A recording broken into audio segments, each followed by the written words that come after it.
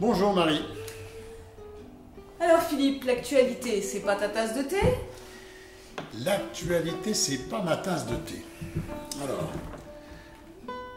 non, c'est pas ma tasse de thé dans la mesure où depuis 20 ans que je fais du développement personnel, ça a été pour me décoller de la réalité, du contenu de l'actualité, pour avoir une lecture beaucoup plus qu'on appelle une lecture en structure. Regardez qu'est-ce qui se reproduit, regardez comment les systèmes fonctionnent. Dans ce sens, je le dis parce que beaucoup de gens autour de moi me disent, voilà, avec le regard que tu portes sur les choses, ce serait bien que tu commentes l'actualité, quoi. Et j'ai pas envie de la commenter en tant qu'actualité. C'est-à-dire, le risque de commenter l'actualité, c'est d'avoir le nez très très proche du guidon. Le développement personnel, le travail que je fais depuis 20 ans, m'invite beaucoup plus à regarder les choses déjà sur une taille de découpage beaucoup plus longue. Sortir de l'émotionnel, lié à l'événement, lié au contenu de l'événement, et en sortant, profiter pour prendre du recul et développer une lecture, ce qu'on appelle une lecture en structure. Je vais prendre un exemple par rapport à l'actualité qu'on est en train de vivre. On peut le dire, c'est le deuxième confinement, c'est une année tout à fait particulière. Comment on peut regarder les choses si on prend le temps de mettre de la distance par rapport à ce qui est en train de se passer? La première chose, c'est d'écouter ce que dit Boris Cyrulnik. Boris Cyrulnik nous dit, attention, les deux grands mots qui nous guettent, c'est l'oubli total, parce qu'on sait que l'oubli total va faire qu'on va reproduire les mêmes choses, autant que l'excès de mémoire. J'oublierai jamais. Et qui va maintenir la rancune et faire qu'on va reproduire le même système. Alors, si on regarde ce qui s'est passé il y a, allez, en 40, il y a 70 ans, un peu plus de 70 ans dans notre pays, c'est pas si vieux que ça, hein, sur des millions d'années, et qu'on regarde comment les choses se sont passées. Qu'est-ce qu'on s'aperçoit? Un moment où, qu'est-ce qu'il y a de commun, qu'est-ce qu'il y a de différent? Il y a bien sûr, on peut toujours mettre l'accent sur les choses qui sont différentes. En même temps, quand on est dans « ça n'a jamais existé », si on prend ce qui s'est passé dans la dernière guerre mondiale, le « ça n'a jamais existé », on l'entend encore. On l'entend encore puisque c'est un message le plus discret possible, qui est plutôt un message négationniste de la droite, de l'extrême droite, qui fait quand même que, en 30 ou 40 ans, la totalité de l'hémicycle politique dans lequel nous sommes est progressivement de plus en plus à droite.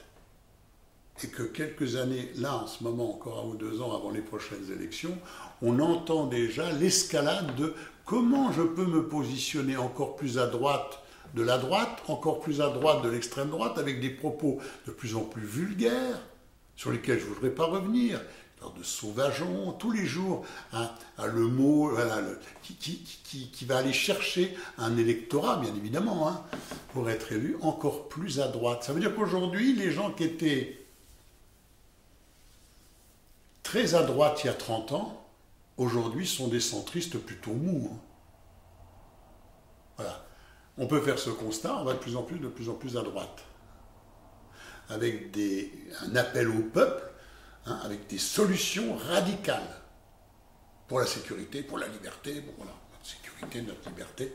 Aujourd'hui, on est en train de le payer un peu cher, sous prétexte d'une sécurité à 100%, du risque zéro. On est en train de perdre tous les jours un paquet de liberté et au fond, on voit bien comment ça se passe. Ça ressemble étrangement à ce qui se passait à cette époque-là. Si vous rajoutez une deuxième chose, comment on peut continuer à gouverner en mettant l'accent dans des sociétés où la presse, tout ce qu'on a autour de nous, met l'accent sur une petite minorité. Aujourd'hui, on vous dit, il y a eu une fille qui s'est fait agresser par un Maghrébin. On ne dit jamais par un Français. on entend bien qu'il y a quelque chose qui est abominable. Par un maghrébin. Voilà. Maintenant, on pourrait même dire, vous voyez, a été agressé par un musulman. On ne voit pas le rapport avec le fait, est-ce qu'il a été agressé par un catholique? Parce que ça viendrait à l'idée de quelqu'un de dire ça. Non, en même temps, on l'entend. Toute la presse va focaliser. Alors, on l'a fait en 40, puisque c'était la bonne technique. Comment isoler les gens en leur donnant... Vous voyez, on se croirait au jeu du cirque. On a mis qui sur le cirque? À l'époque, ça a été les juifs, les homosexuels et les prêtres. Et les tziganes. Donc on a pris des minorités et on a expliqué à tout le monde que c'était à cause d'elles. Que rien n'allait bien. Et pendant ce temps-là, le business continuait et les plus riches devenaient de plus en plus riches. 70 ans après, on reproduit exactement le même système. Haro, alors il y a 30-40 ans, c'était « Ah là là, les Italiens qui viennent, vous voyez, qui viennent bouffer notre boulot dans l'Est de la France. » Après, ça a été les Espagnols qui venaient bouffer notre pain. Après, ça a été les Maghrébins. Après, c'était... Voilà, maintenant, c'est les musulmans. C'est-à-dire qu'on va prendre une petite minorité sur qui on va décharger. Alors, on appelle ça aussi dans le système le malade désigné. On le retrouve dans la famille. C'est très systémique, on va le retrouver dans la famille, le malade désigné, sur lequel on va faire porter tous les malheurs de notre société. En ce moment, pourquoi je ne veux pas parler de l'actualité? Parce que je pense que j'ai été quelqu'un de très engagé il y a 30 ou 40 ans, y compris parce que je croyais en la démocratie. Et que j'étais capable vraiment de me battre et de me défendre bec et ongle pour maintenir ce que j'avais eu comme l'illusion d'être le seul et l'unique beau système de notre société.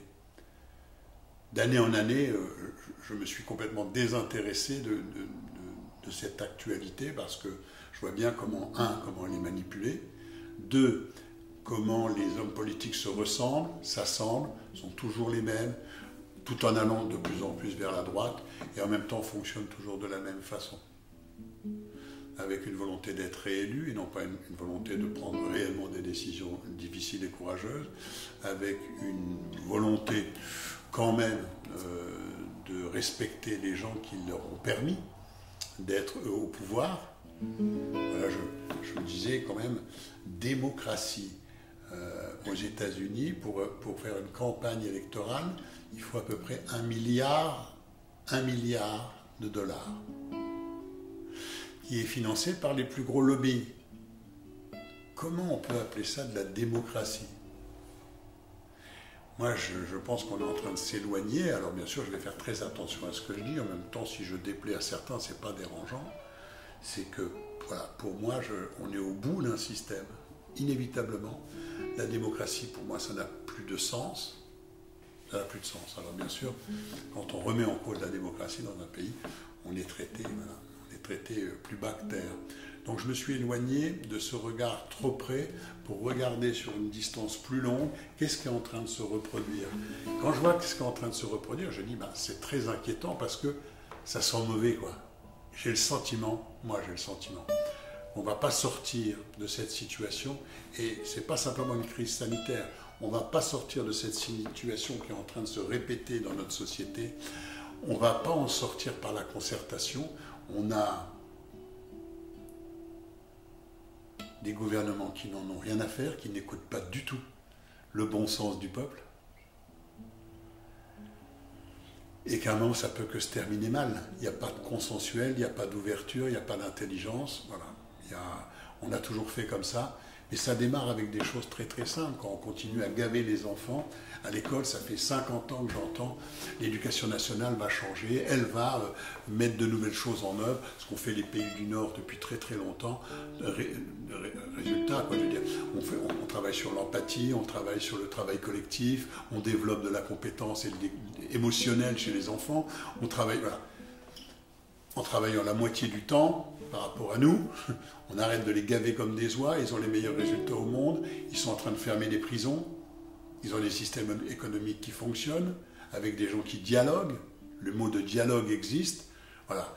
Nous, la seule chose qu'on fait, c'est de plus en plus de violence, c'est-à-dire aucun dialogue, et de plus en plus de mettre les gens les uns contre les autres. Quand ce n'est pas la distanciation sociale, parce que c'est terrible d'avoir utilisé ce mot, pourquoi distanciation sociale, et non pas physique ou sanitaire? Vous voyez ? Comme si le climat social avait besoin d'être encore distendu, comme s'il fallait encore mettre encore plus de distance entre vous et moi, et entre vous et vos enfants, et entre vous et vos parents. Je dis, mais comment c'est possible de pouvoir penser, voilà, de manière démocratique, qu'on prend des bonnes décisions pour l'ensemble des gens. Ça pourrait t'énerver encore, Philippe, ça. Ben, tu vois bien que j'essaie d'être calme. Mais bien sûr que ça fait monter en moi quelque chose qui est un mélange de colère. Je pense qu'il y a de la colère après le système, il y a beaucoup de colère après moi. Après moi, parce que comment j'ai été assez stupide pour y croire pendant si longtemps. C'est la seule chose que je me dis. Comment j'ai pu être assez stupide pour y croire à toutes ces supercheries, à ces systèmes pourris, mais vraiment pourris. Et à tous les niveaux. On va prendre la psychiatrie, et on va s'apercevoir que, bien évidemment, dans le DSM-4, comme dans le DSM-5, qui sont un peu les bibles de la psychiatrie, ben on s'aperçoit qu'il y a énormément de gens qui sont à l'origine de l'écriture, et en même temps qui ont beaucoup d'intérêt avec des laboratoires pharmaceutiques qui fabriquent justement des molécules. Voilà. Donc, ce système est à bout de quelque chose. Toutes ces confréries qui se jugent eux-mêmes, je prends juste l'ordre des médecins, qui est le seul habilité à sanctionner des médecins, parce que nous, on connaît bien le travail. Il y a quelque chose qui ne fonctionne plus dans notre société, on a perdu le bon sens. Je retrouve cette même folie quand je contacte des grosses entreprises avec lesquelles je travaille.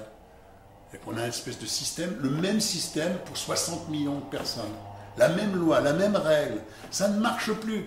On le voit, on a voulu imposer quelque chose comme les masques, et puis il y a maintenant les maires.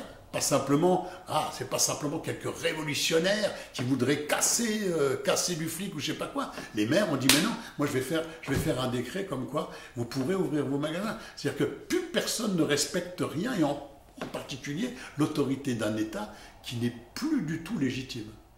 Plus du tout légitime. Comment on fait, Philippe, pour vivre? Parce qu'il y a la réalité, effectivement, cette actualité, certes, c'est pas ta tasse de thé, c'est pas la mienne non plus, et en même temps, il y a à faire avec.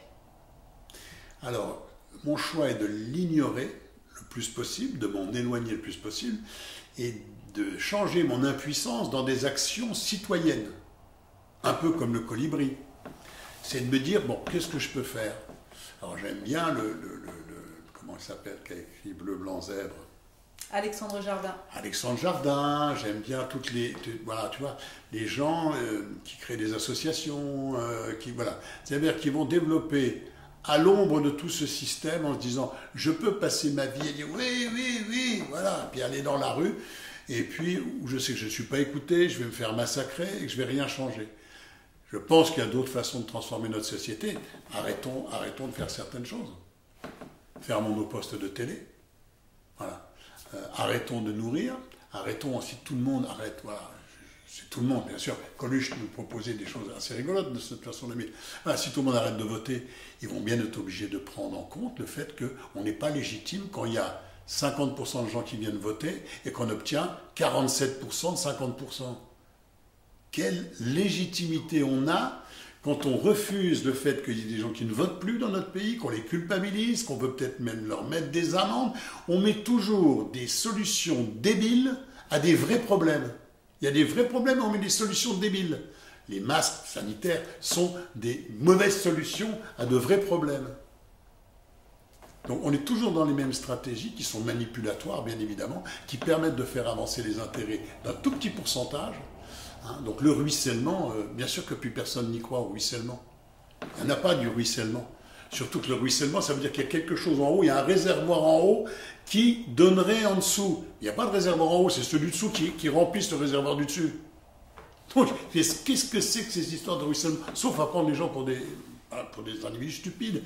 Donc l'infantilisation, je ne supporte plus.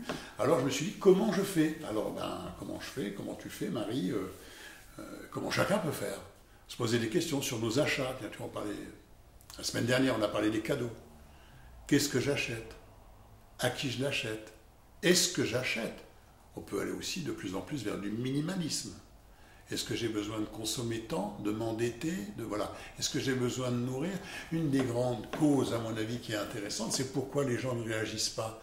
Parce qu'en 50 ans, on en a fait un peuple servile. Parce qu'il y a 50 ans, quand j'achetais ma cuisine, j'avais les 10 000.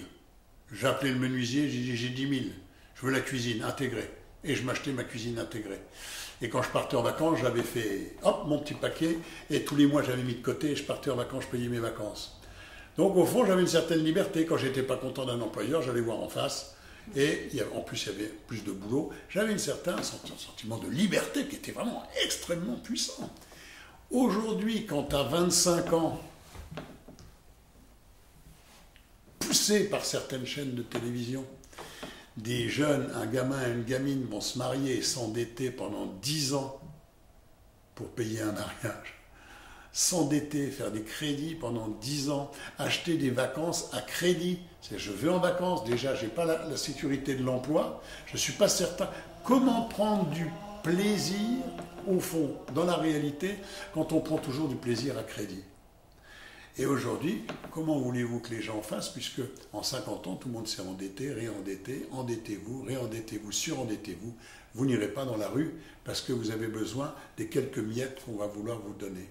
Donc on a perdu notre liberté sans s'en apercevoir, avec des carnets de chèques, des systèmes de crédit et de l'endettement permanent beaucoup plus important. Mais à l'image de l'État qui nous gouverne, qui en même temps a augmenté sa propre dette. Et là, on va rentrer dans d'autres discussions. Donc, tu vois, quand je suis... Voilà, tu l'as dit tout à l'heure, ben oui, tu montrais en énergie. C'est pour ça que je veux pas coller à l'actualité, parce que, voilà, c'est plus ma tasse de thé. J'essaie de faire attention. Par contre, je m'en inspire pour réfléchir, peut-être pour trouver des thèmes de vidéos. Alors, à vous tous et à vous toutes, merci d'avoir écouté cette façon de vous expliquer pourquoi je ne rentre pas et je ne veux pas être l'esclave de l'actualité. Et en même temps, si l'actualité, vous inspire des questions, des questionnements, des choses que vous voudriez qu'on aborde ici avec Marie, alors c'est tout à fait d'accord et c'est avec plaisir. Laissez un commentaire, n'oubliez pas. Deuxième chose pour laisser un commentaire, hein, si vous êtes... ok, abonnez-vous à notre chaîne, ce serait super sympa. Et puis cliquez sur la petite cloche pour avoir des informations quand on sort de nouvelles vidéos. Bon, je vais me calmer maintenant. Il faut que je redescende un tout petit peu parce que voilà, je sens bien que ça monte en énergie. Bon, parce que bien évidemment, je pense qu'il y a beaucoup de frustration et de colère. Et heureusement qu'au quotidien, j'utilise tout ça à d'autres endroits. Merci, Marie, de m'avoir permis d'exprimer ce que j'avais besoin d'exprimer. Eh ben oui, Philippe. Et alors, pour éviter la tasse de thé, je vais faire une infusion. Je préférais. Pour ce soir, ça va. J'ai mon compte. Super. Merci à toutes, merci à tous. À très bientôt. Je vous embrasse et je t'embrasse. À bientôt. À bientôt. Au revoir, Philippe.